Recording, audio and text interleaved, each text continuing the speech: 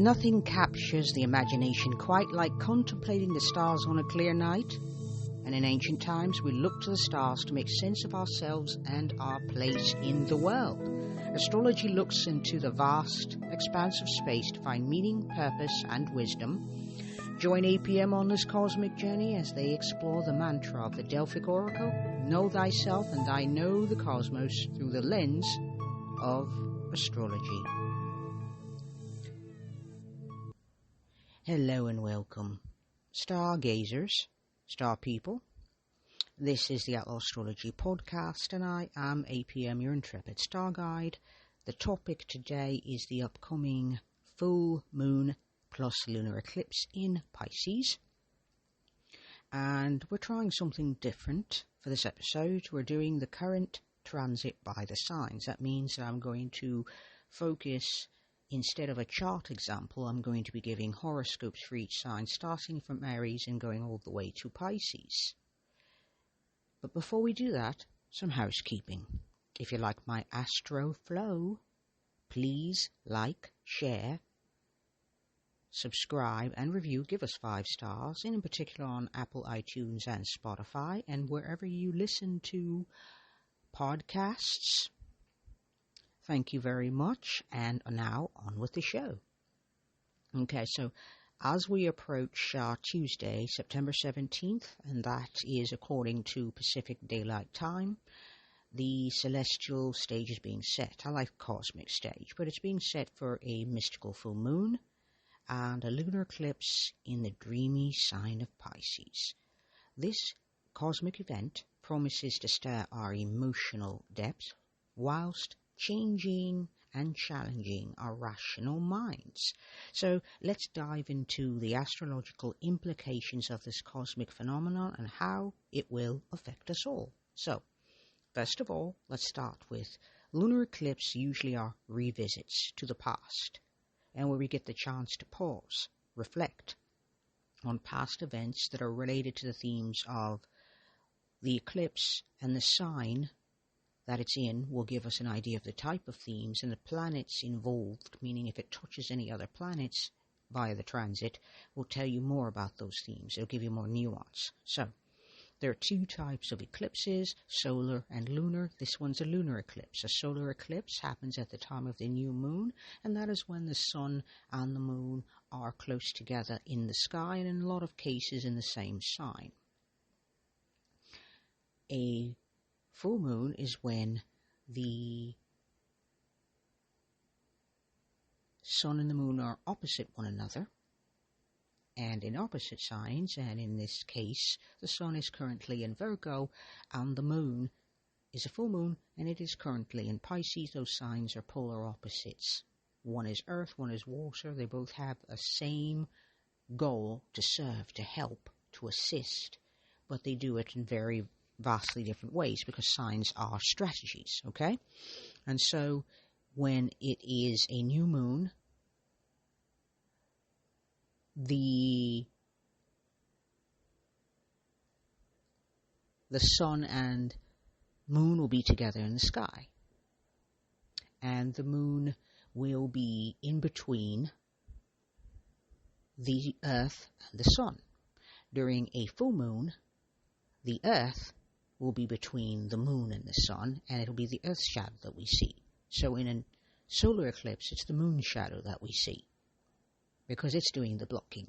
During a full moon, it's the earth's shadow that does the blocking, and that's hence the shadow. It's very, very wonderfully complex, and for the sake of this podcast, we won't be doing that because I've already covered that in a previous podcast episode, which you are free to search for. And now we're going to talk about the full moon plus the lunar eclipse. So, full moon energy is high-powered. The lunar eclipse amps that up. It is usually about the past, about nurturing, about your gut instincts. Those are very moon-related keywords. I would also add intuition. And so, full moon's about fruition. They're about clarity and about wisdom that comes from the experience. And all theories and actions that were dreamt of in the new moon and have been tested at the first quarter moon and then retested and assessed at the waxing gibbous moon so that when we arrive at the full moon, we will be at the height of our powers, hopefully. So in Pisces, those superpowers are kindness, empathy, imagination, and the tendency toward the mystical. And so lunar eclipses and how they work is a chance at closure, a chance at, past things that used to trigger you emotionally, past emotional responses, like you used to get angry at people doing A, B, C, D, E, F things, and all of a sudden you find yourself being calmer or experiencing more compassion or more kindness toward them. I mean, it doesn't mean you don't get angry. You're like, I get why you did what you did, and I get why you said what you said, and I know where you said it from, and I'm still angry. You see, nuance. You can still be angry and have compassion for people. And at this time in the full moon, you get to have those sort of emotional revelations. And so lunar eclipses are opportunities to look back at our past, to look at our emotional responses, to look at how we use our intuition, to tune in more to our inner world and into our gut instincts. And if you need to let anything go, now would be, the lunar eclipse on the 17th would be a good time for which to do that. And now what we're going to do is go into each sign by house placement. And that will be in substitution for, usually I do a chart example. Today we're going to do horoscopes for this full moon and lunar eclipse. And now here we go. So we're going to start with Aries. Aries, this lunar eclipse is going to light up your 12th house. And it's time to dive more deeply into your subconscious. That is a 12th house theme. You might feel a bit more introspective than is usual for you. So use this time to connect with your inner world and your imagination. And this is also a time to let go of what doesn't serve you. That is the lunar eclipse part. So you can trust your gut, because that's now a superpower. Taurus, the eclipse is shaking things up in the 11th house of friendships, community, and the future. So you may find yourself assessing and reassessing your social choices and your circles, and feeling a strong urge to connect with like-hearted people.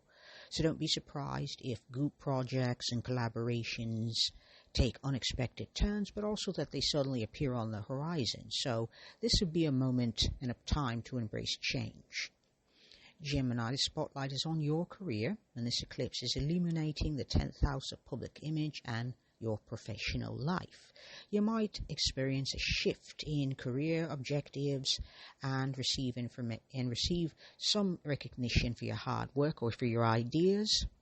Stay open to new opportunities. I know you can do that. I know you love novelty, and if they're out of left field, all the better. Cancer, ready for that adventure? Because this eclipse is lighting up your 9th house of expansion, higher learning, and also foreign travel. So you might feel a sudden urge to book a trip, sign up for a course, explore a new territory, explore a new philosophy. So this is the time to let your curiosity lead you and guide you, because there's so much out there to discover.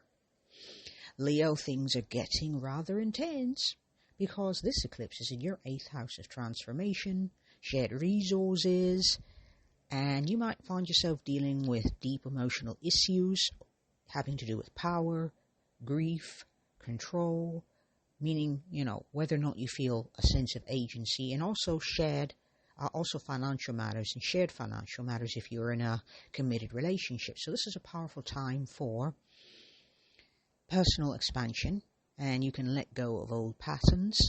Since this is the moon, it is your gut instincts, but it's also the patterns that have made you feel safe and secure and nurtured. Now is the time to nurture yourself, but it's also time to question whether or not the way you've met life emotionally is the best way to continue to go forward. Virgo, relationships are taking center stage. The eclipse is shaking up your 7th house of partnerships and collaborations, and you might find yourself experiencing a significant shift in a close relationship, or you might meet someone who will change your perspective. So be open to seeing others and yourself in a wonderfully new light.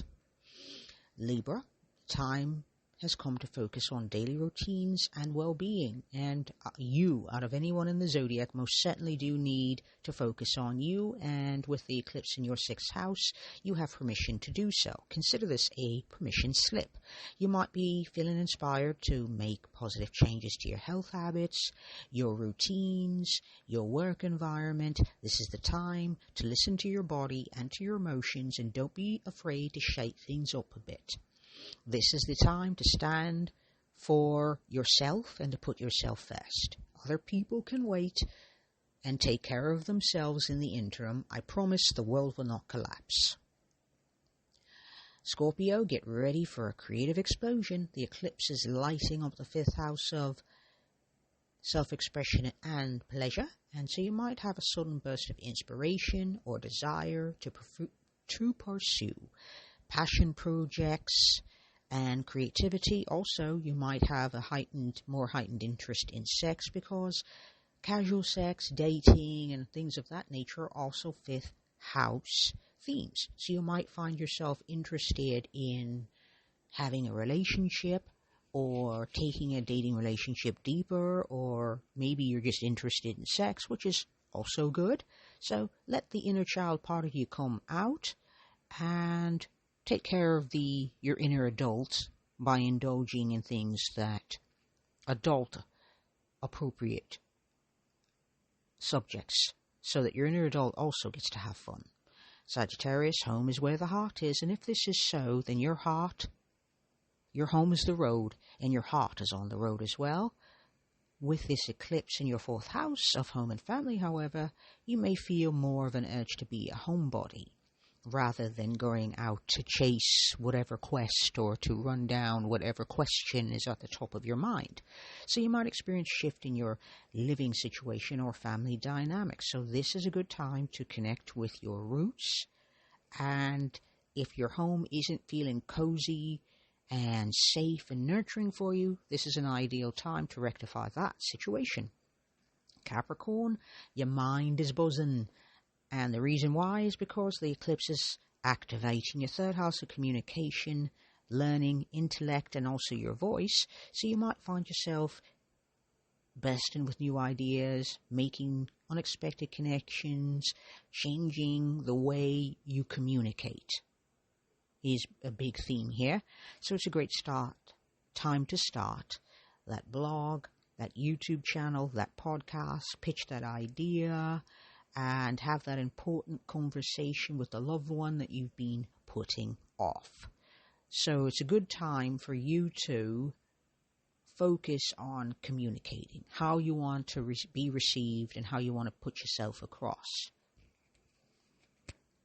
Aquarius, money matters are going to take the spotlight with this eclipse in your 2nd house of values and resources, which includes money, and so you may experience a shift in financial situation, or also or reassess what truly matters to you.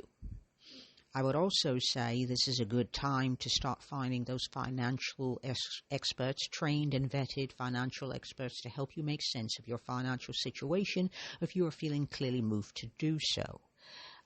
This is also a time to get in touch with your gut instincts when it comes to making decisions about resources. And I say this because most people think you're aloof, Aquarius, and we both know you're not. We know that you need time to step back to know what your gut is telling you. Now would be a time to lean into that tendency and use that tendency to temper any mental decisions. So your mind and your heart should work together.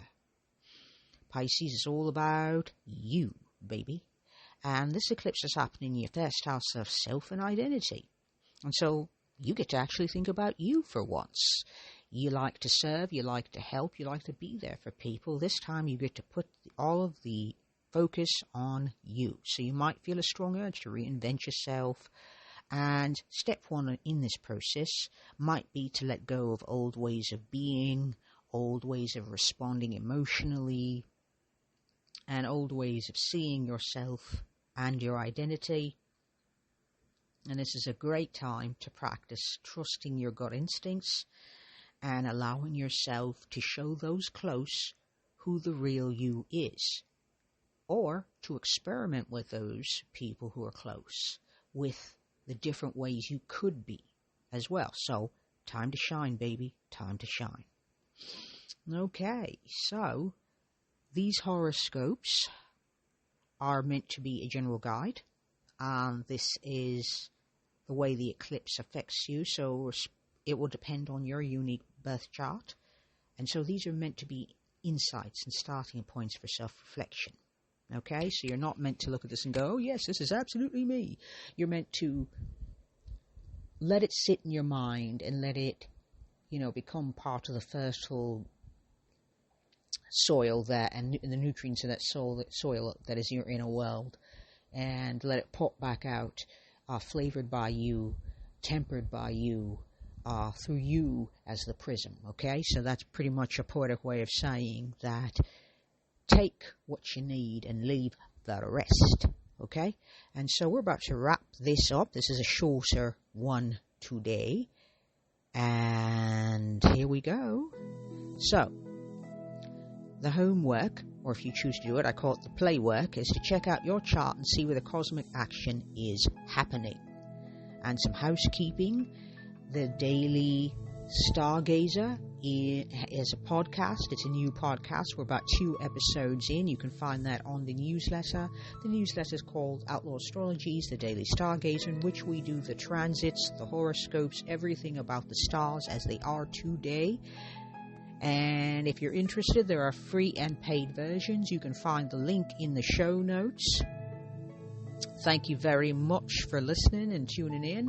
And I'll see you again next week. And until then, keep your feet on the ground and your head in the skies.